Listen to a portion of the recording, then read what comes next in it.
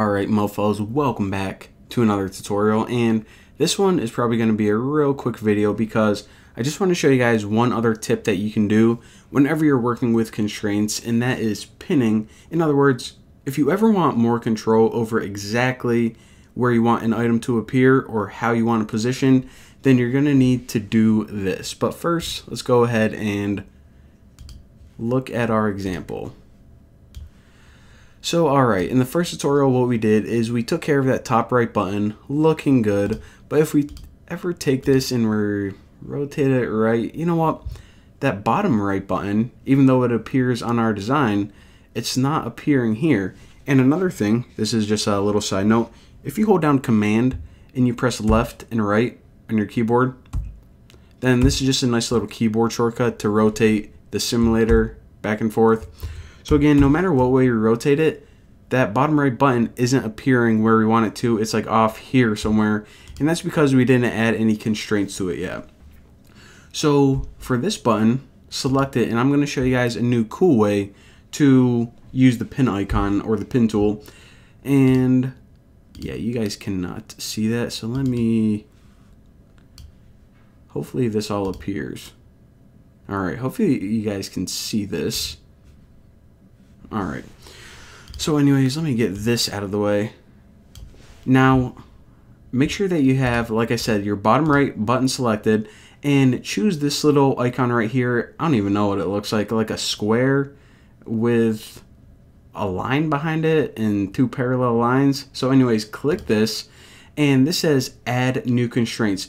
These are just some settings for your constraints, in other words, your positioning settings. So what are we looking at right here? What's all this mean? This middle white square, it resembles the button.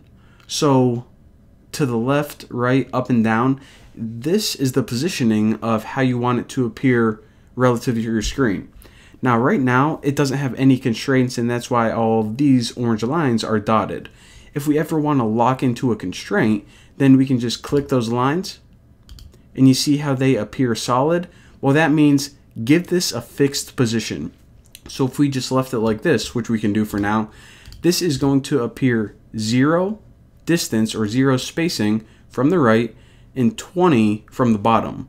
So again, we have a little bit more spacing on the bottom than the right, but whatever, it'll work. So again, lock it to the right and lock it to the bottom corner of the view, which is pretty much your screen. And I don't know if you guys can see this, but at the very bottom it says add two constraints. So we can just click that and check it out. Now I can expand this. And whenever we click it, we have those blue guidelines. And also if we looked in this, we can see that we have two new constraints, two new rules. And of course, two of those are for this item and two of them are for this item right there.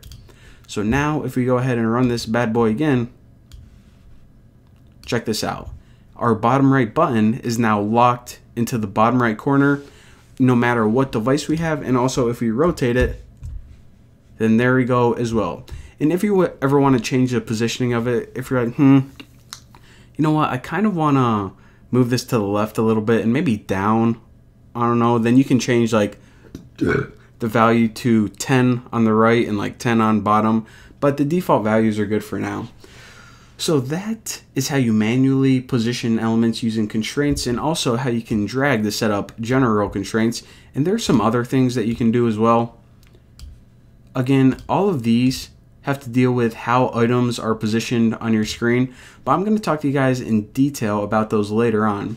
So in the next example, what I'm going to do, instead of just, you know, showing you guys a bunch of weird demos, because look at this, you would never make you would never make an iPad app that look like this layout. It is disgusting, it is ugly, there are just random buttons everywhere.